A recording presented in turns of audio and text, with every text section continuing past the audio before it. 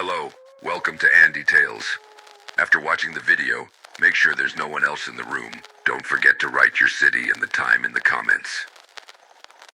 Story 1: The Man at the Door. You didn't think silence could feel so heavy until you moved here. After years of cramped apartments, sirens bleeding through thin drywall, and strangers pacing above your ceiling at all hours, this new house on the edge of Sacramento felt like exile in the best way. A one-story bungalow, modest and square, tucked into a neighborhood where the lawns were neat and the sidewalks wide enough for dog walkers and bicycles to pass each other without speaking. You were tired, not just end of a long day tired, but the kind that settles deep into your ribs and stays. You had taken the job that paid better, demanded longer, and pulled you later into the evenings. So you told yourself you deserved this peace, this porch with its peeling paint, this fenced yard that gave nothing and asked for less. Quiet, finally. The first few weeks were exactly what you'd craved. Predictable, private. You got used to coming home to a house that didn't press in on you. No neighbors' arguments bleeding through shared walls. No footsteps from upstairs. Just the slow, settling creaks of old wood adjusting to your presence. It was October when the unease began, though you wouldn't call it that yet. That night, like so many others, you came home late. Your clothes still clung to the day's stress, your stomach a hollow thing.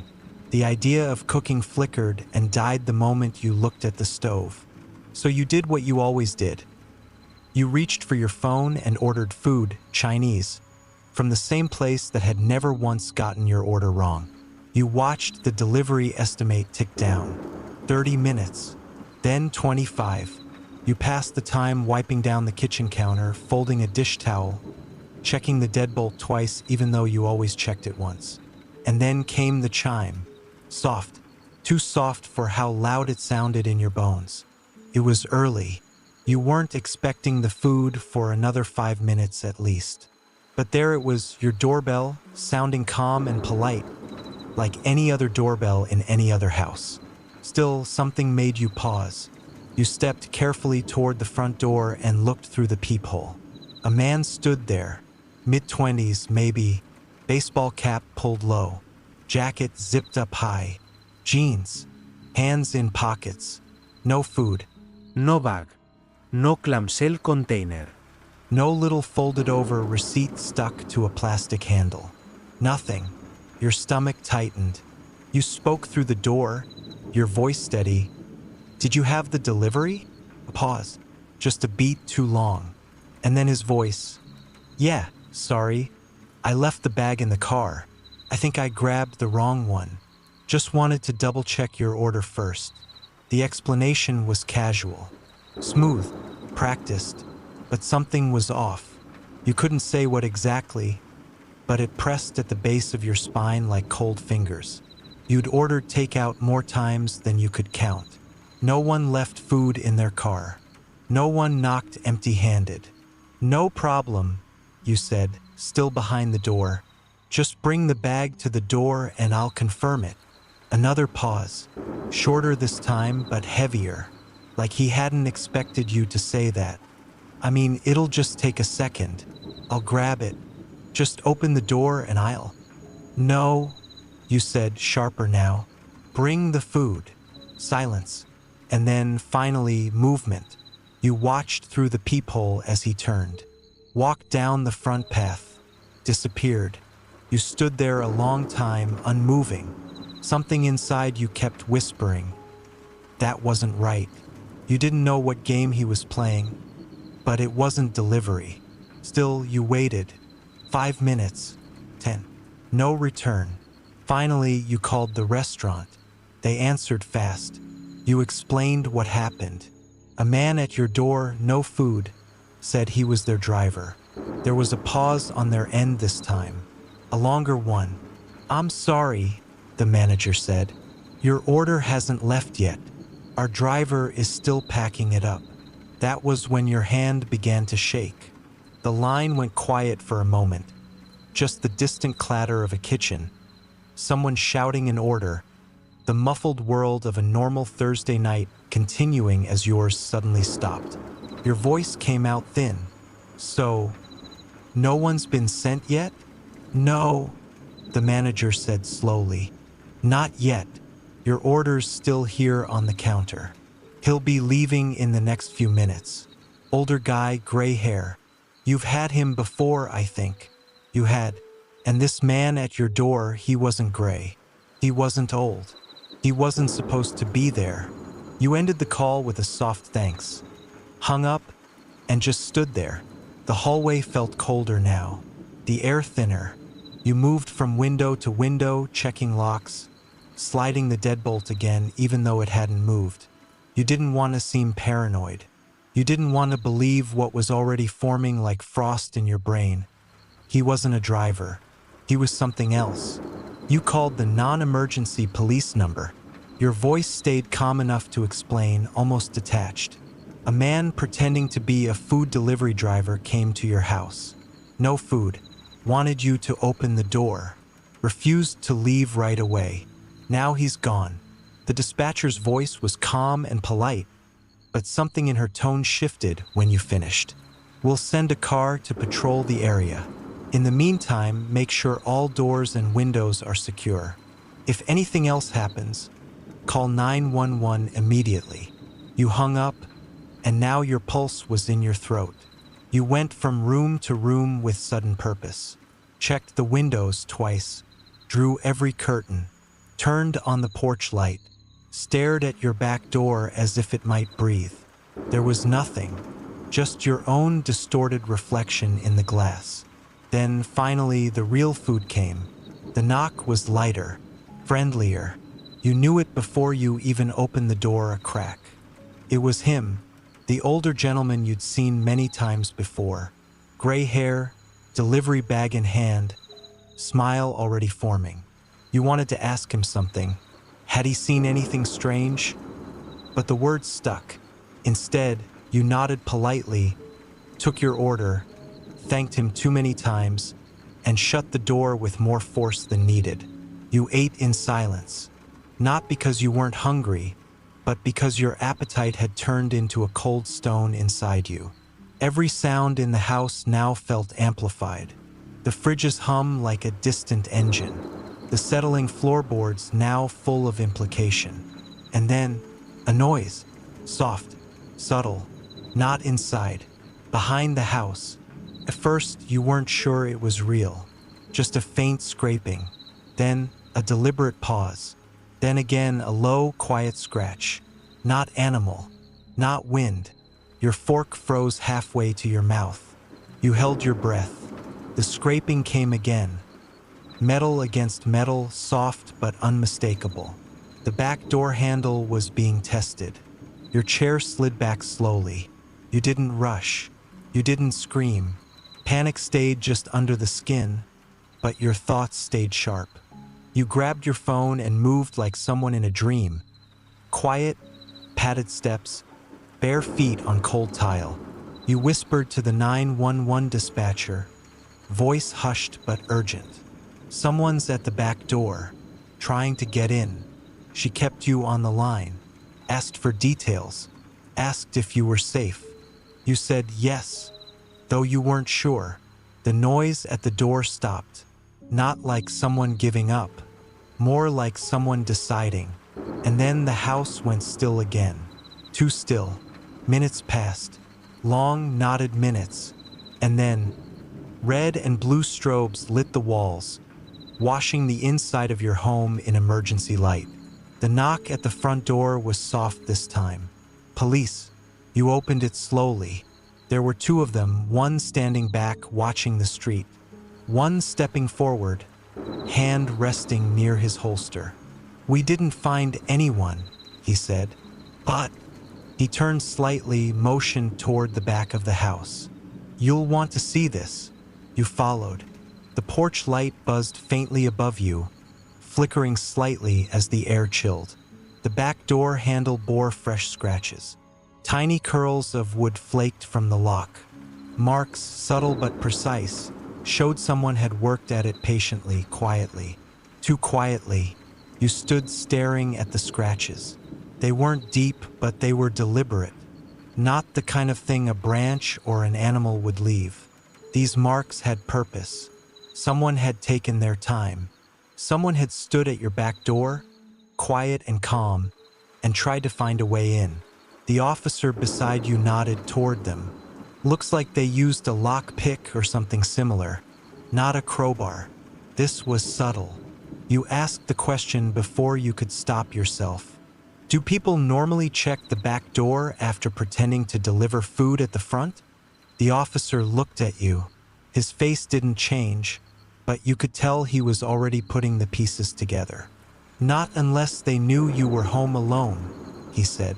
You gave your statement, calm, factual, as if it had happened to someone else. They asked about the man. You described him again, mid-20s, baseball cap, dark jacket, no bag, no smile. They nodded, scribbled, reassured you. Then they were gone. The house felt worse without them. You checked the locks again. Every single one. Back door, front door, windows. You stood in the hallway for what felt like hours, just listening. Nothing. But your body didn't believe it. You tried to sleep, but the house wouldn't let you. Every sound, every creak. It all sharpened your nerves like glass under skin.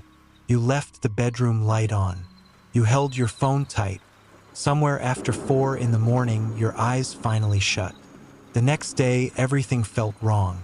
Your own house felt borrowed. Your coffee tasted like dust.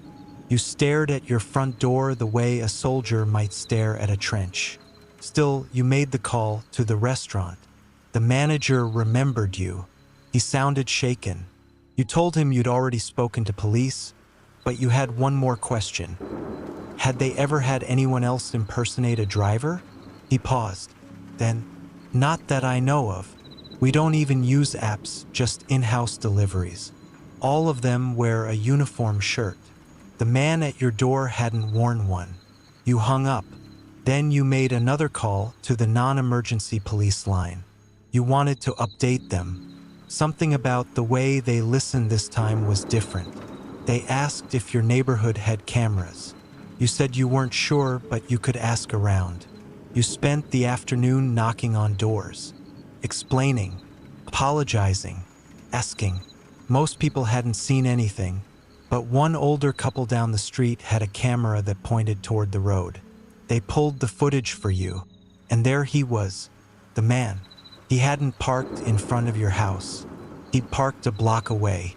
His car, no markings, no delivery sign, was barely visible beneath a tall oak tree. He waited inside it for nearly 5 minutes before walking toward your house, empty-handed. Then, after walking away, he didn't return to his car immediately. He disappeared behind the neighbor's fence and wasn't seen again. You gave the footage to the police. 2 days later, you got a call from a detective. His voice was firm but careful. We've identified the man, or at least we think we have. You waited. We found earlier surveillance from a grocery store near you. A few days before the incident, you visited that store. Correct. Yes. Well, we checked the parking lot footage. The same man is there. He's standing near your car, watching. Then, about 10 minutes later, he's seen writing something down. Your stomach twisted.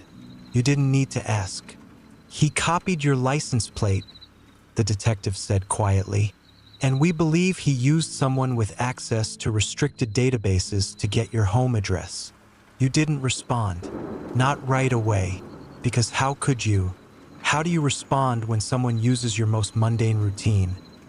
Shopping, eating, coming home, and turns it into a blueprint for a break-in. He had followed you. He had waited. He had tried. And the only reason he didn't get in was because you said no. Not because you were stronger. Not because you were lucky. Just because something inside you had whispered, "Don't open the door." And you had listened. Story 2, Home Alone. You were just looking for something to watch. The kind of night where your body is sore in that quiet, invisible way, muscles not screaming but sighing. You'd gotten home from work late, dropped your bag by the door, and collapsed onto the couch like a sack of thoughts you didn't want to unpack. Outside, the neighborhood was already dark. One or two porch lights flickered across the street. Somewhere in the distance, a dog barked, then stopped. You picked up the remote and started flipping. 37 channels. Nothing but crime reruns, cooking competitions, and reruns of shows you couldn't stand even the first time. You glanced at your phone. 9:30. Still early enough to squeeze in a movie before sleep. If it was something familiar, something easy, and then it appeared. Home Alone. The title popped up like an old friend. You didn't even hesitate, just clicked. The credits rolled, and that familiar music began, sweeping you straight back to the soft-edged warmth of childhood. Back when the worst thing in the world was forgetting your lunchbox, and the idea of a burglar was funny. Slapstick, not sharp. You pulled a blanket over your legs, leaned back into the couch, and let your muscles melt. The room was lit only by the glow of the TV screen, flickering blue and white across your walls like soft lightning. The movie unfolded just like you remembered. Chaotic parents, forgotten kid, ridiculous traps. You smiled, you laughed even, felt good, until it didn't, because right at that scene, the one where Marv, crowbar in hand, creeps through the window, you heard something. A crash. To your right. Sudden. Shattering. Loud enough to punch through the soundtrack and stab straight into your chest. You flinched. Your body jerked sideways. Your head snapped toward the sound. The window next to you was broken. Not cracked. Shattered. Glass glittered across your carpet and your coffee table. It had exploded inward, shards catching the light of the television like tiny knives. And in the jagged frame stood someone. A tall figure, all black, masked, still, breathing, watching you, your breath caught mid-inhale. You didn't scream. You couldn't. Your body had frozen, not in fear exactly, but in shock, like your brain couldn't quite connect what your eyes were showing it. And then you felt it, from behind, an arm wrapped around your neck, tight, sudden, pulling. There wasn't just one of them, there were two. Your mouth opened, but no sound came out. The grip tightened, fingers like steel cables. Panic surged from your gut into your limbs. You thrashed, kicked, fought to twist your neck free, but the pressure only increased. You were being dragged backward, away from the couch, away from the light. Your mind snapped into survival mode. Somewhere in the blur, a memory surfaced, self-defense class in high school. Something about elbows, close range. You didn't think, you just acted. You slammed your elbow backward, hard, connected with something solid, bone or muscle, you couldn't tell. The man behind you let out a grunt and his grip loosened just enough. You broke free. You didn't look back. Barefoot, heart exploding in your chest, you ran. You sprinted for the door. No shoes. Thin socks sliding over smooth flooring. Your heart wasn't beating. It was hammering, thundering like it was trying to escape your chest before you could. Behind you, footsteps. Heavy. Fast. Too fast. You fumbled with the lock. Your hands didn't feel like hands anymore. They were stiff, clumsy things, soaked in adrenaline. The bolt clicked back. You threw the door open and burst into the night air. Cool and sharp. Real. You didn't scream. You ran. Down the steps. Across the driveway. Into the street. The whole world was still except for your own ragged breath and the pounding echo of boots chasing you. The porch lights from your neighbors' homes glowed like distant stars, but no windows opened. No one looked out. The street was quiet, too quiet. You didn't stop to knock. You didn't stop to shout. You just ran faster. And thank God you had been on the track team once, years ago now, but your legs remembered. Your lungs burned. Your calves screamed. But you pushed forward. rounding a sharp corner, dodging a low mailbox, finally slipping behind a massive oak tree near the corner of the block. And there you stopped, pressed your back to the bark, rough and cold, forced your mouth shut, forced your breathing slow. Silence. You waited. 10 seconds. 20. Full minute. No footsteps. No voices. Just the distant bark of a dog and the hum of a street lamp overhead. You stayed there, still small, for as long as you could. At least 20 minutes. Maybe more. Long enough for your limbs to shake and your socks to soak through with cold. Long enough for the adrenaline to crash into a nausea that curled in your gut like something alive. Then, finally, you crept out. You didn't walk. You slinked, low and alert, like prey in a field. Every sound was sharper now. Leaves rustling, cars distant, the buzz of your own pulse in your ears. You reached your street again.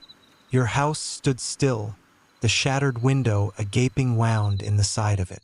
No movement. No lights. The front door still open, swinging slightly in the breeze. You stepped inside. The television was still on.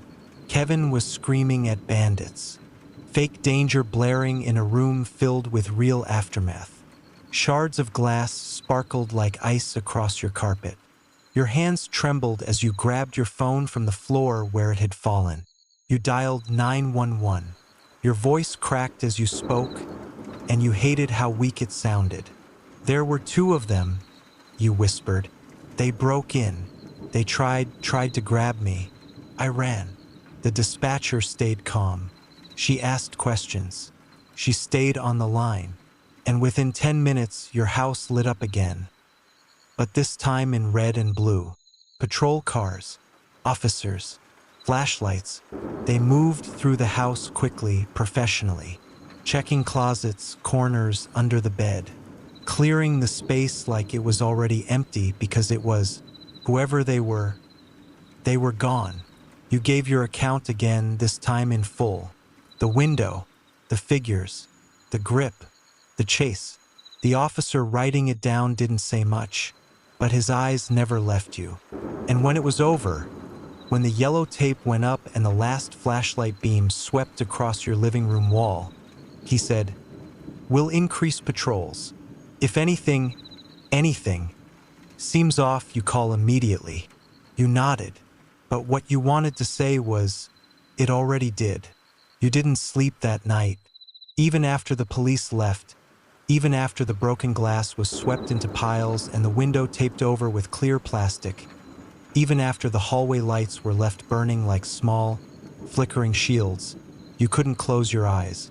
You lay there, staring at the ceiling, ears straining for any hint of sound. Every creak became a footstep. Every gust of wind against the house became a breath outside your window. There are certain kinds of fear that don't scream. They whisper, and this one whispered all night. By sunrise, you hadn't slept more than a handful of minutes in total. The light through the blinds felt cruel, like a spotlight instead of comfort. But it brought motion, people, sounds, life. That morning, you called a window repair service as soon as they opened. Your voice still shook a little on the phone, but the woman on the other end didn't comment. She just scheduled the appointment and said someone would be there within a few hours. And they were. Two men in dusty work shirts and steel-toe boots arrived with quiet confidence and armfuls of tools. They didn't ask questions, didn't make small talk, just set to work replacing the ruined window with practiced ease. Watching them felt strange. They were fixing something, restoring something, as if safety could be resealed with a pane of glass and a bead of fresh caulk. But as they worked, you couldn't stop glancing at the street behind them. The sidewalk, the shadows. Whoever those men were, the ones who came in the night, they were still out there. You told yourself maybe it was random, a mistake, a crime of opportunity. But that voice inside you, the one that had warned you to run, was whispering again. They weren't just looking for a house. They were looking for you. When the workers left, and the new window gleamed clean and untouched. You stood for a long time staring at it. Your reflection looked wrong, fragile. You picked up your laptop and opened a dozen tabs.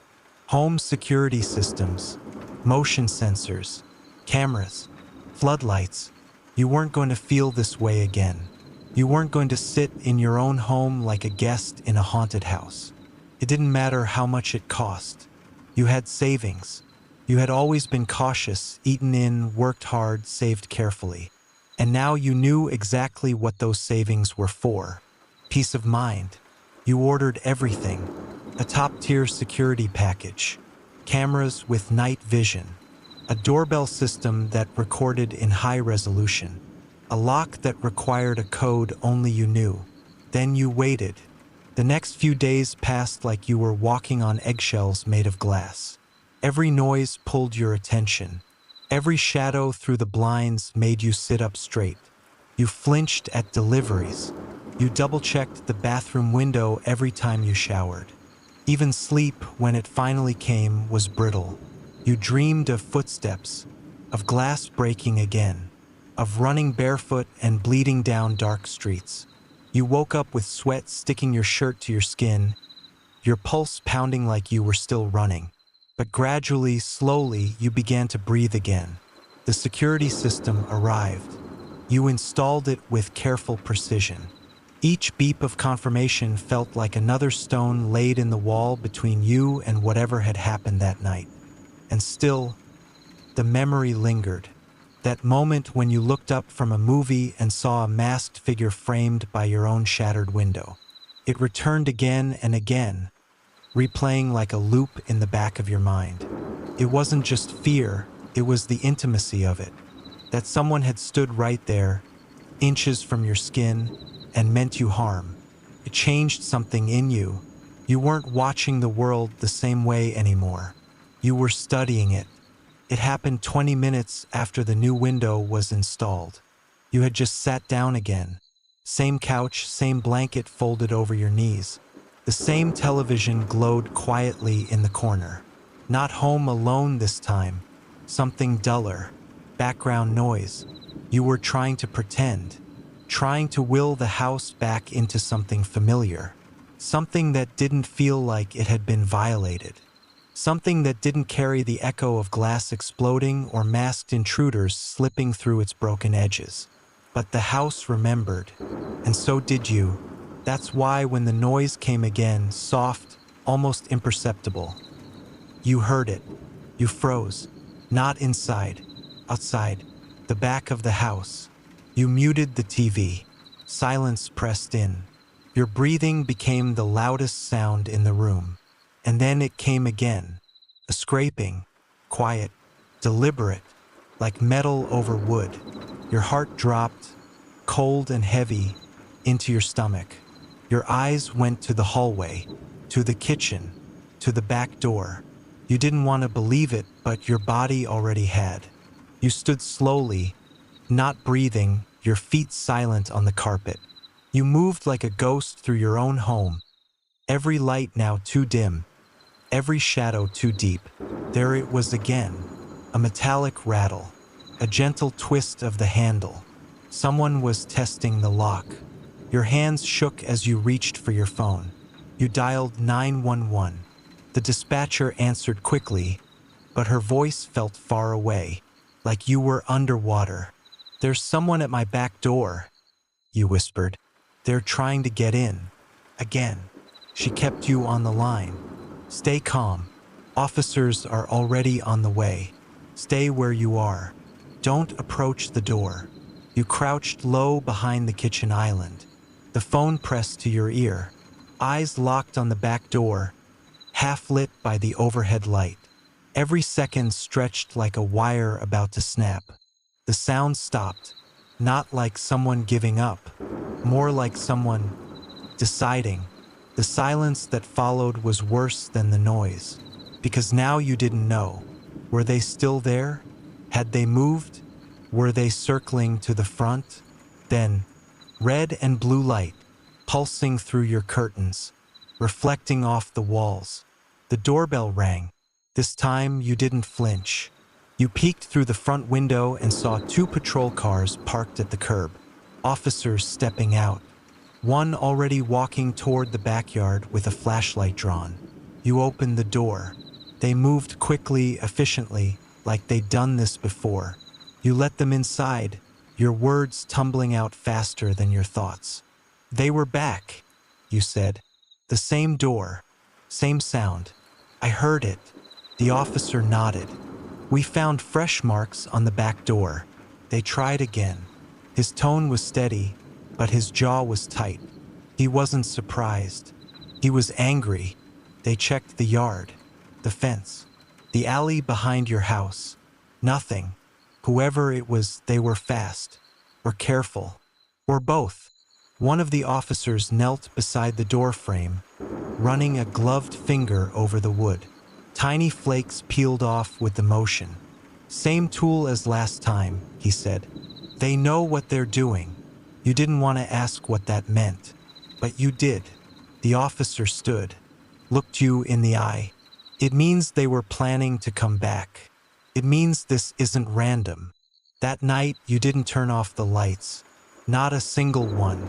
Every lamp, every hallway bulb, even the one in the laundry room that always flickered, you left them burning. You wanted the house to glow like a lighthouse, like a warning, or maybe like a plea. You didn't sleep. Again. Instead, you sat in the corner of your bedroom with your back against the wall, a blanket wrapped around your legs, your phone clutched in your hand like a lifeline. You watched the shadows shift across the hallway floor, and every so often you checked the locks again. By sunrise, your eyes felt like sandpaper. That morning, with the kind of heavy finality that comes from pure survival instinct, you began the transformation. You weren't just going to live in this house. You were going to fortify it. You spent the entire day online, researching, reading reviews, watching testimonials from people who also didn't sleep. People with cameras in every corner, floodlights that could blind a deer, alarms that could wake the dead.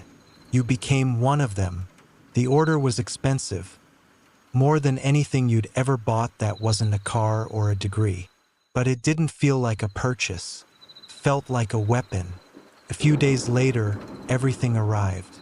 Doorbell camera with facial recognition. Glass break sensors for every window. High-definition surveillance system with night vision, motion alerts, and enough storage to hold an entire month's worth of paranoia. You didn't wait. You installed everything yourself. Each beep of a newly connected device felt like a brick added to a wall you desperately needed between you and them. When you screwed the final camera into place above the back door, you stared into the lens and whispered, "Try it again." Then you closed the door, slid the bolt, and turned. The house felt different now. Not safer exactly, but smarter. Awake, like it was watching with you. But the fear hadn't gone anywhere. Because fear doesn't live in walls. It lives in moments, in memories, in the way your body still flinched when a car backfired, in the way your breath caught every time your phone buzzed after dark. You started noticing things, small things, details that would have slipped by you before. The way your front gate creaked a little too long when the mailman passed through. The shape of your neighbor's shadow moving across the blinds at night. The unfamiliar car parked across the street for just a bit too long. Every sound became a question. Every light that didn't turn on exactly when expected, a red flag. You weren't just living anymore. You were watching. And that's the thing about surviving something terrible. It turns you into a mirror. You reflect everything back. You see danger where there may be none because once it was there and no one believed it. But you did. You were right. And now you couldn't unknow that. Weeks passed. You returned to a version of normal life, but not the same one. During the day, the house looked like every other on the block. Bright, calm, well-kept. Neighbors waved. Packages were delivered. You even laughed again once or twice. But at night the air changed. You still jumped at sounds, still checked the cameras before bed, still carried your phone from room to room like it might suddenly become your only lifeline again. Even with all your precautions, you could feel the difference inside you. Before, the world had rules. Now it had possibilities, the kind that lived in closets and stood just beyond your line of sight. One night, weeks after it had all happened, you sat down to watch a movie. Something light, something dumb, something forgettable, and you froze because you recognized the scene. It was the exact moment from Home Alone, the one where the intruder creeps in through the window. Your stomach twisted, your throat went dry. That had been the moment everything changed. You turned the TV off, sat in the dark, and you thought, what are the odds?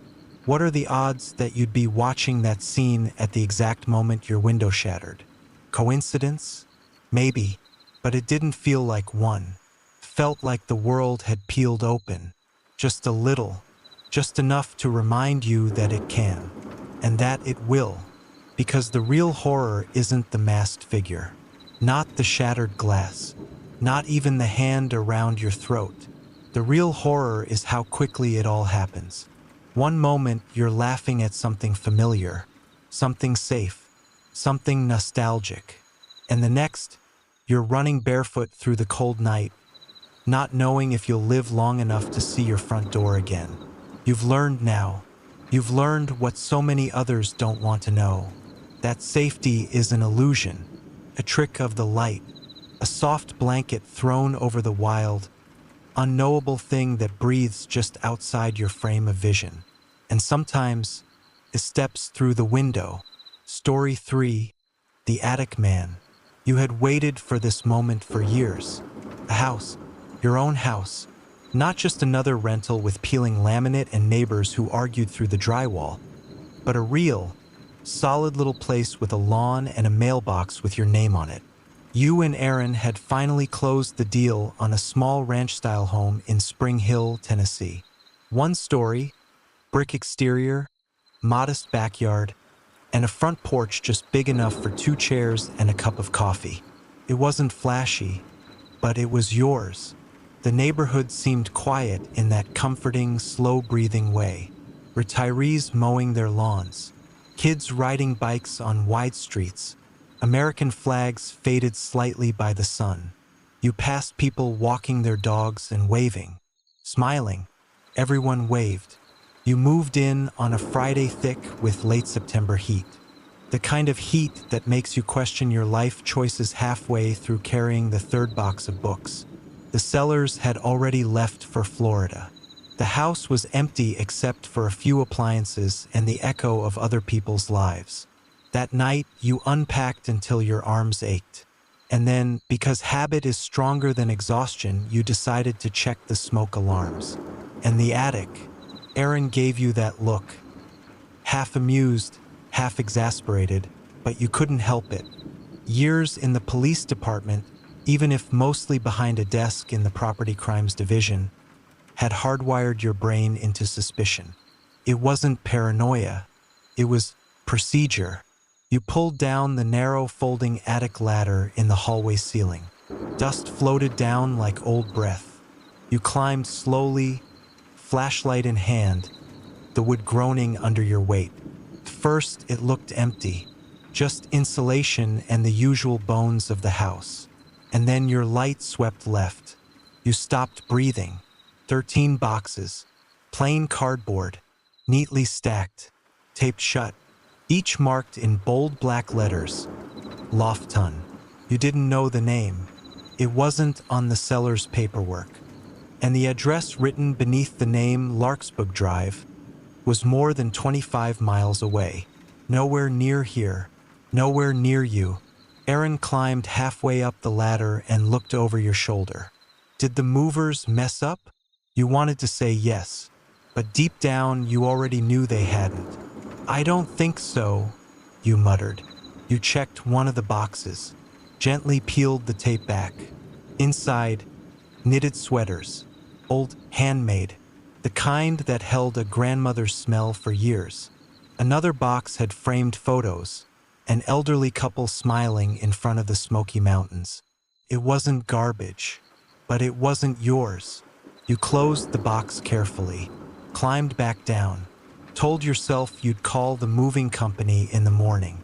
Maybe someone made a mistake. Maybe someone just needed their stuff returned. You went to bed, but you didn't sleep well. Something about those boxes sat wrong inside your skull, like they didn't belong anywhere.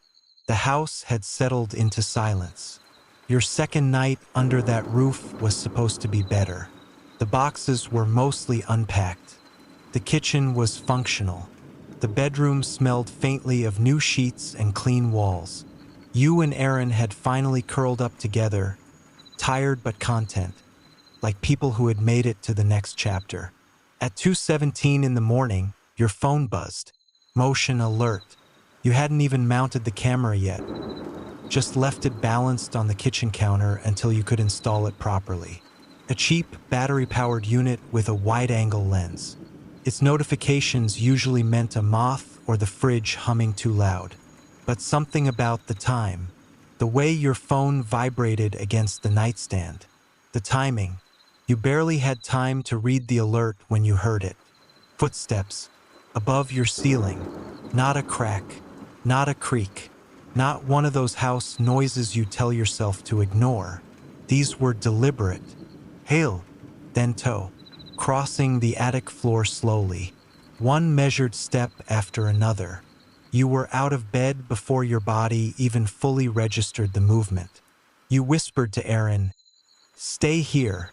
Then you reached for the nightstand, punched in the code to the small safe, and pulled out your off-duty Glock. Habit, training, muscle memory, but your hand still shook. The hallway outside your bedroom was too quiet. You looked up. The attic hatch was still latched shut. The ladder folded, the handle hooked. No one had opened it. And yet someone was up there. You dialed 911. Even with your badge in a drawer, protocol still mattered. You weren't responding to a call. You were living inside one. The dispatcher kept you on the line. You checked every door, every window. No signs of forced entry. No broken glass. No muddy footprints. The footsteps stopped after about 40 seconds. But the silence that followed was 10 times heavier. It was the kind of silence that listens back. When the officers arrived, you let them in with a whisper. 2 patrolmen. One younger, nervous. One older, calm. Both alert. Guns holstered but hands ready. You pulled down the attic ladder. It creaked with the kind of sound that makes your neck stiffen. They went up first. You followed. The flashlight beam cut through dust and shadows. You could see your breath now. It was always colder up here, but tonight the air felt occupied. The 13 boxes were still there, but now the tops were sliced open, one by one, their contents gone. Further back, behind the chimney stack, the light caught something new, a camping mattress, 3 empty plastic water gallons, a battery lantern, granola bar wrappers, 2 plastic grocery bags stamped with City Mission Pantry, a nest, not just a hiding place, a home, tucked deep into the attic's rear corner, just far enough that you wouldn't see it unless you crawled the full length of the joists, flashlight in hand, heart hammering. They radioed for a K-9 unit. You didn't speak. Neither did Aaron, now standing pale near the hallway below. You just stared into that small, silent campsite above your bedroom and realized something no homeowner ever wants to admit. You hadn't moved in alone. The attic had only one way in. At least that's what you believed when you moved in. One folding ladder in the hallway ceiling. One hatch. One point of entry. But that was before you saw the wall. At the far end of the attic, past the mattress and the wrappers and the reeking water jugs, behind a support beam and a sagging duct, was a square cutout. A crawl space exit. Rough sawn wood. No fram. Just a ragged hole barely large enough to slide through. leading into the darkness above the garage framing. And in the insulation dust beneath it, a boot print, waffle-soled, left foot, pointing inward. But the matching right print, the one pointing out, was gone, meaning whoever had lived here might still be inside the walls, or had dropped down to the garage and slipped outside just before the officers arrived. Your skin went cold. Back on the ground floor, you and the officers swept every inch of the house. The garage door was shut. No sign of forced entry. The crawl space door behind the water heater was padlocked, just like the sellers had left it. But as you crouched in front of it, your flashlight caught something faint. Scratches, fresh, in a ring around the hasp where the padlock met the latch. Not the old kind made by time and rust. These were different. These were practice marks. Someone had slipped this lock before, maybe many times. Your stomach turned. You imagined the rhythm of it. Late at night, while you and Aaron slept. A creak, a soft drop into the garage, bare feet on concrete. The quiet rustle of someone moving through your kitchen, your bathroom, your living room, reaching into the fridge, standing just out of sight, watching. You opened the attic boxes fully that night, one by one. Most were empty now, but in the bottom of the last one you found something personal. A letter, folded, yellowed, addressed to Mrs. Nora Lofton. Unemployment benefits, dated 3 months ago. You knew the name now. You'd seen it before, in a report filed by another officer nearly a year ago. Welfare check, elderly woman, no contact for days. Found deceased, natural causes. No sign of her adult son.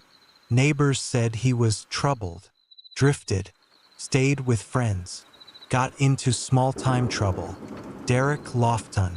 You said his name out loud. The officer next to you paused, tapped it into the mobile terminal in the cruiser parked outside. No current warrants, but 2 months ago he'd been cited for trespassing. Found sleeping inside an abandoned farm shed outside Franklin. It all started to make sense. The seller's disclosure had mentioned a recent roof inspection. You pulled up the closing documents, found the date, August 25th. Your final walkthrough was on September 19th. That gave Derek 3 weeks. 3 weeks between the last official inspection and the moment your family stepped into this house thinking it was empty. 3 weeks to move in, to listen to realtors walk prospective buyers through the bedrooms, to crawl through the insulation, to watch, to wait. And when the house was finally sold, when the moving truck drove off and the locks were handed over, he stayed. He was already part of the house. The attic was empty now, but your house didn't feel safer. Felt exposed, like a secret had been ripped open. And now the air itself hummed with the echo of what had lived above your ceiling. That weekend you drove to Franklin. The old neighborhood was quiet. Smaller houses, shrinking lawns, satellite dishes bolted to cracked brick. You parked across from the address listed on the envelope, Nora Lofton's last known residence. A woman answered the door next door, mid-60s, garden gloves, tired eyes. You introduced yourself gently, asked if she remembered Derek. She did. Saw him a few times after his mama passed, she said, tugging at a weed near the porch. Took boxes from the garage.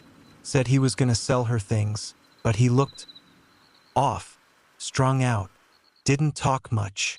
You asked where he went. She shrugged. Gone mostly.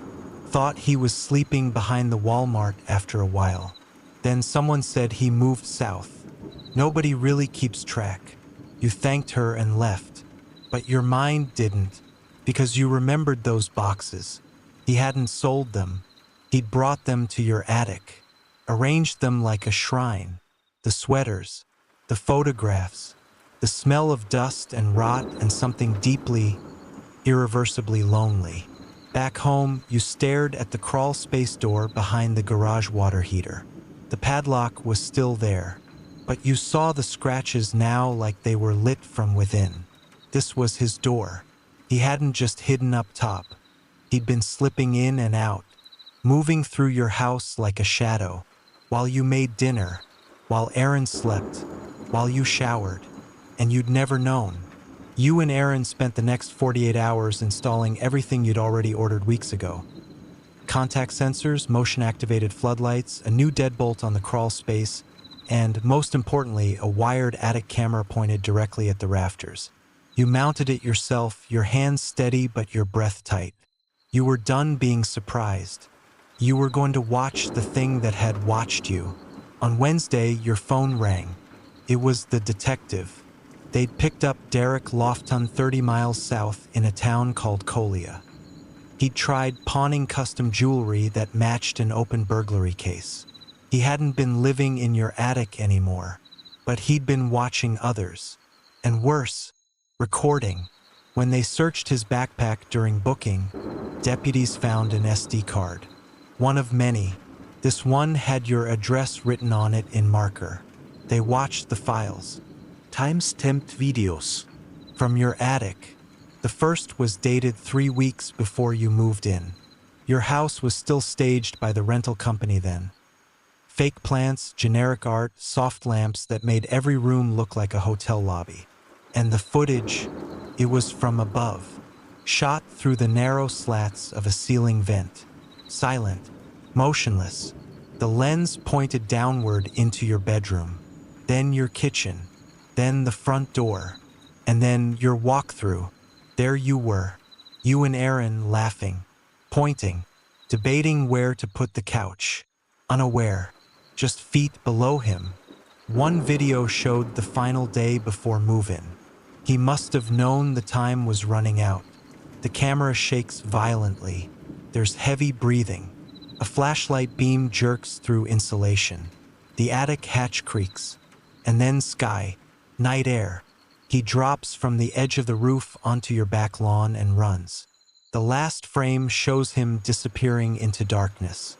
They charged him for the burglary, not yours. Another case, the jewelry. Clean, simple, tangible. But your footage, that was harder. It was intimate, personal, creeping. The kind of crime that lingers long after the sentencing ends.